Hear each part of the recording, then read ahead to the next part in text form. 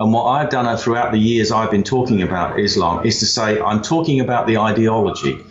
I have nothing against individuals and Muslims. I think a lot of Muslims probably think it's a load of old claptrap as well, but it's a cult that they live under, and they're not allowed to speak out about it, or they personally will be in trouble with their own co-religionists. But they probably think most of it's rubbish as well. There are millions of people out there who absolutely loathe the mainstream media, and they have no one in politics representing them. Batten is still terrified of them, and he's also producing politically correct lines such as we are not against the people, we're against the ideology.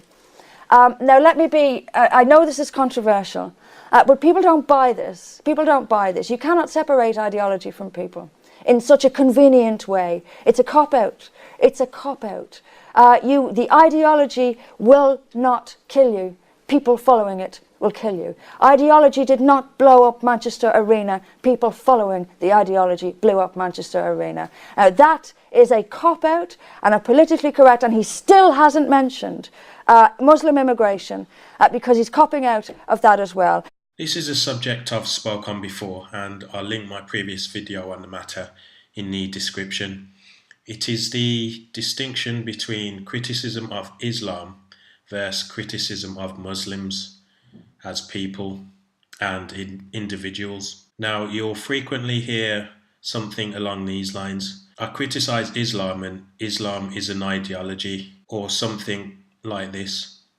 I criticize Islam, I do not criticize Muslims. Now, I do understand why people feel the need to say this, but for me personally, I think it's not only inaccurate, I think it's a bit of a cop-out. Of course, context is everything, so it depends what exactly you're talking about and in what way and in what context. But generally speaking, I don't really make a distinction between criticism of Islam and criticism of Muslims, because the two are inextricably linked. Muslims are essentially Islam. If you have no Muslims, no people that are Muslims, and just for clarity, a Muslim, by the dictionary definition, is an adherent to Islam, someone that follows Islam. So without Muslims, there pretty much is no Islam in the real world in terms of the real world effects of Islam and the consequences of having an increasingly Islamic society. So Islam is an ideology, a concept, a set of teachings, and Muslims are the adherents to these things. So the two are attached. So when you criticize Islam, almost by definition, you are also criticizing Muslims. Now, what I feel is important to do is to make distinctions, or to at least categorize Muslims in terms of how harmful they are to a Western secular Enlightenment values formed or based society. So let's say a scale of 1 to 5, 1 being the most moderate, they don't really pay attention to the teachings of the Quran or the life and example of Muhammad, versus a Muslim on the 5 end of the scale, the highest number, which would be someone like Osama bin Laden or any number of Muslim terrorists that we have.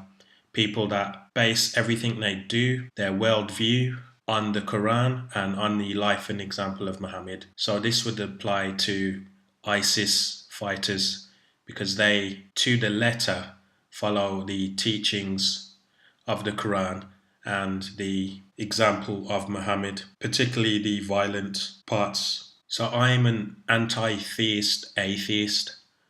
I'm not a fan of religion, generally speaking. That's any and every religion, pretty much. Scientology, Christianity, Judaism, Islam, anything you care to name, really. I think on aggregate, religion is bad for human civilization, for human flourishing, for human growth. So I'm not a fan of religion. I'm an anti-theist. So that means I criticize religion in general. But I tailor my criticism of religions based on how bad religions are and how much of a negative effect and impact they have according to their adherents' behaviors and actions in the real world. If you look at today, Islam is objectively the worst. Why is Islam objectively the worst? Is it necessarily more untrue than Judaism and Christianity in terms of the holy texts of each of those religions? I mean, they're all full of falsehoods. So, which is actually the worst? Well, you have to base that judgment on how it manifests itself in the real world. And Islam, Christianity, and Judaism manifest themselves in the real world via the actions of their adherents. And for the three of them, it's not even close. Islam is quite comfortably and demonstrably and objectively the worst. And this is precisely because of the actions of Muslims. So when you criticize Islam, you are by default also criticizing Muslims. So as an anti-theist, I think all Muslims are wrong because they, in some way, to some extent, adhere to Islam, which is a terrible set of ideas, the motherlode of bad ideas, as Sam Harris once infamously said. So Islam is the motherlode of bad ideas, and if you are an adherent to those bad ideas, then on some level I oppose you, I am against you. This doesn't mean I think you should have violence enacted on you. This doesn't mean I think you should be harmed or killed or even deported. I think if you're a scale 1 Muslim or towards the lower end of the spectrum in terms of being more moderate and pretty much ignoring all of the shit that's in Islamic teachings, the Quran and the example of Muhammad, I'm pretty much happy to have you in Britain and Western nations in general.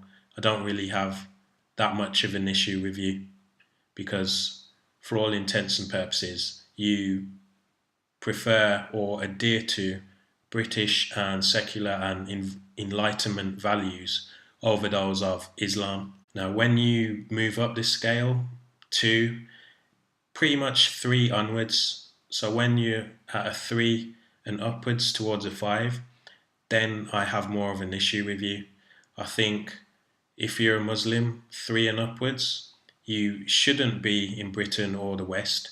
You should be in a majority Muslim country because majority Muslim countries are, by definition, more Islamic. They have more Islamic culture, a more Islamic society, more Islamic values and traditions. And if you're a Muslim that prefers the teachings and life and example of Muhammad and that of the Quran over Western secular Enlightenment values and teachings, then you really should be in an Islamic country. You'd be happier there, and people like me would be happier with you there. It's mutually beneficial. And obviously, when you get up towards a 5, so this is a jihadist, the kind of folks that are in ISIS and any number of Islamic terrorist groups throughout the world, then I'm vehemently opposed to you and I want you to be killed. You're an enemy of civilization, you're an enemy of decency, and the world would be better off without you. So, scale 1 to a 5, there's quite a differential there. And I can be friends with a scale 1, a scale 2, probably even a scale 3. There could be my lover, I could have intimate relationships with them. It's not the fact that they are Muslim that is necessarily the problem in terms of having a relationship with them. It's their level of adherence and acceptance of bad ideas. Now, this applies to any set of bad ideas. So, some hardcore Scientologist, Jehovah's Witness, some ultra hardcore Christian, Orthodox Jew, I'm not really going to have a lot in common with these people because of their level of belief to what I deem to be bad ideas. Now, this isn't a racial thing. I'll show a video or a bit of a speech from Raj of Speaker's Corner fame. Now, he quite rightly references the fact that if we're speaking about Pakistani Muslims, we're not really talking about race when compared to Indians, Indian Sikhs, Indian Hindus. Those from the region of Punjab are ethnically the same. Now, Punjab is on the border, so part of Punjab is in India and part of Punjab is in Pakistan. Now, if you compare and contrast the level of Britishness, the level of integration between Punjabi Sikhs, Punjabi Hindus, and Punjabi Pakistanis, just generally speaking in Britain, Pakistanis are obviously the worst in terms of the problems they cause. And the main obvious and clear example of this is the prevalence of child rape, child grooming within British Pakistani or outright Pakistani communities in Britain. Sikhs don't do this. Hindus don't do this. It's Pakistani Muslims doing this. And racially speaking, Punjabi Hindus, Punjabi Sikhs, and Punjabi Pakistanis, Pakistani Muslims that is, they are racially the same. They're all the same race. So this isn't a racial thing, this is a values thing.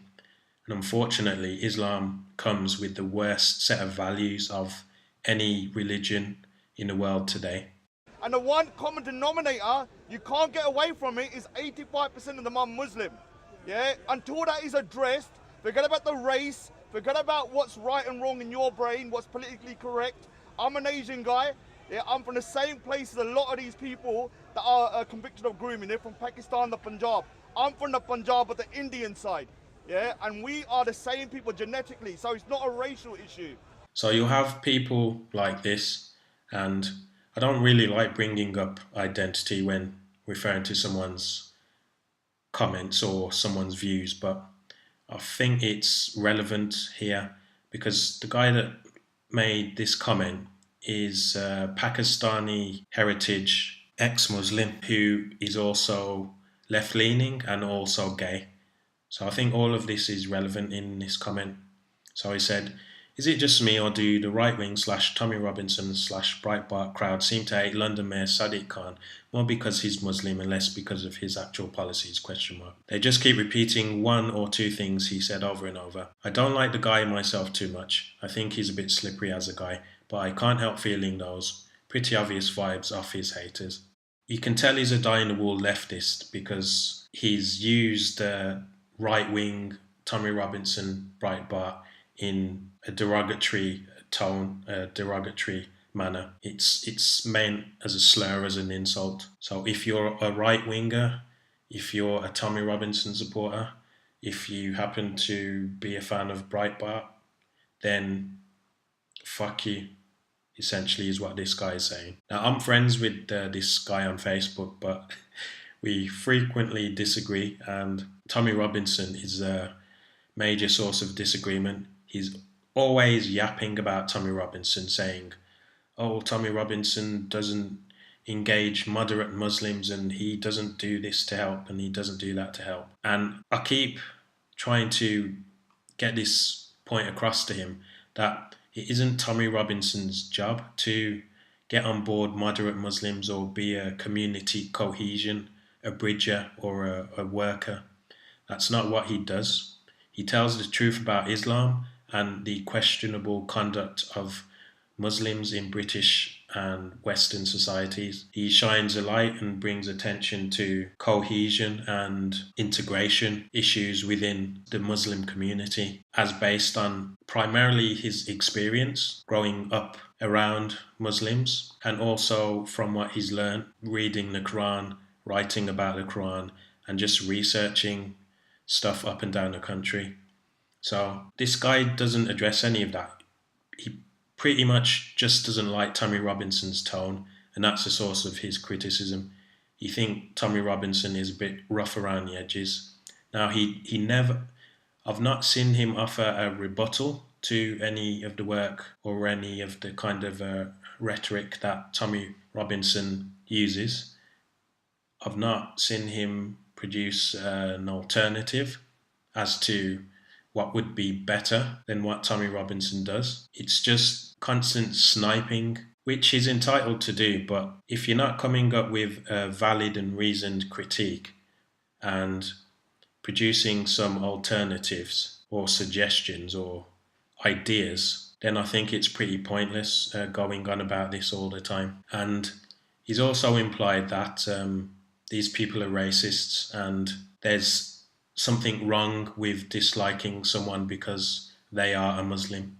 Now, I dislike Jihadi John because he's a Muslim. Am I a racist now? Am I a bigot? Am I not progressive because I don't tolerate the intolerable? No, it's sane and rational and perfectly moral and perfectly normal to not tolerate the intolerable. Now, there's nothing wrong with being critical of someone because they're a Muslim, depending on the scale that I've referred to earlier of 1 to 5 that they fall on. Now, Sadiq Khan, on that scale of 1 to 5, I'd probably class him as a 3. Even though he has advocated for gay rights, he voted for gay marriage, for example. And recently, I believe he has voiced some opposition to the Al-Quds March. So good for him, credit where it's due on that. Other than that, I think Sadiq Khan is an Islamist by proxy, and his history and associations would demonstrate this. The goal and objective of Sadiq Khan is to protect and promote Islam and Muslims in Britain. He wants more Islam and more Muslims in Britain, not less. Now, Islam, unfortunately, is antithetical to British values. Now, Sadiq Khan and other Muslims can employ all the mental gymnastics they want to try and make the Quran an example of Muhammad compatible with Enlightenment values, democracy, and secularism. Until they're blue in the face, it's not going to be compatible. The best, absolute best that they can do is ignore the worst parts of the Quran and the example of Muhammad. But in doing that, they're saying, without stating it in words perhaps, that the Quran is fallible, that it's not perfect. And of course, this is considered blasphemy in Islam. And then there's the fact that multiple parts of the Quran contradicts multiple other parts of the Quran. Then we've got the fact of abrogation in the Quran. So all the latter passages in the Quran, the more violent ones, they supersede all the earlier, more peaceful stuff.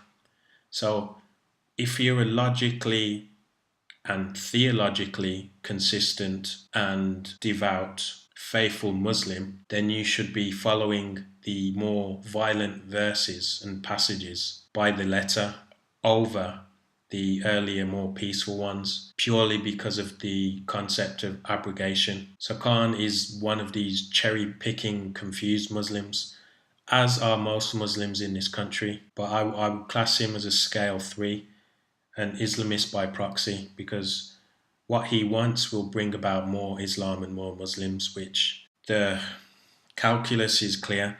The more Muslims and more Islam you have in a society, especially a Western one, the worse that society gets. The more freedoms you lose, and the more Islamic and more religious it becomes. And as I've said before, Islam is the worst and most harmful of all religions. And here's another die-in-the-wool leftist I'm friends with on Facebook that I frequently disagree with. Now this guy, he's got such a boner of hatred for Tommy Robinson. He's completely in support of the government and state conduct regarding the latest arrest and sentencing of Tommy Robinson, purely because it's Tommy Robinson. If it was someone he was in favour of on the left, then he would be up in arms about the fact that the state made a bogus arrest on a bogus charge. The fact that the state denied him his own legal representation. The fact that the state rushed this through in record time, which is pretty much unprecedented, something like 4 or 5 hours.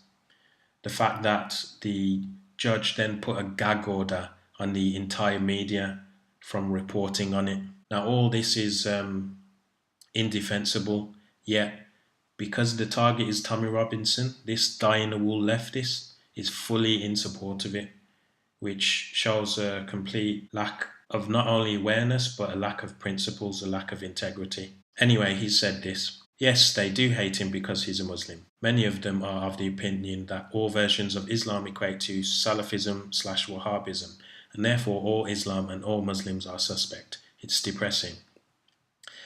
No, mate, what's depressing is your defense of Islam and defense of Muslims. And all this is a virtue signaling, self-congratulatory pat on the back of, I'm so progressive, I'm so tolerant, I'm knowledgeable, I know about Salafism and Wahhabism. I don't really care about the different shades of shit that there are within Islam.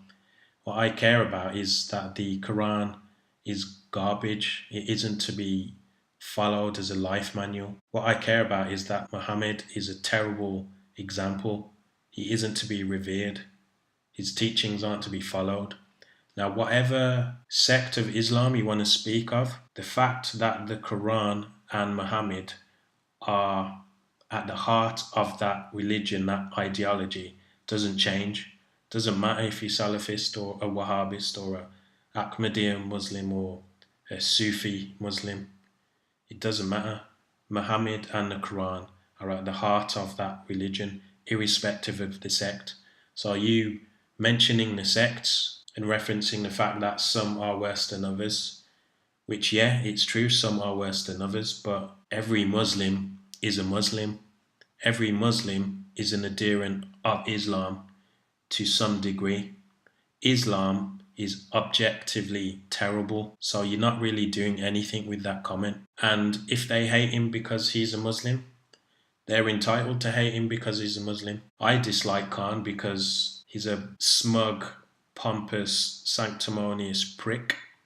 He's disingenuous. He's an opportunist. He's insincere. He's a cheerleader of Islam. He has a long record of associations and affiliations with Islamists and terrorists.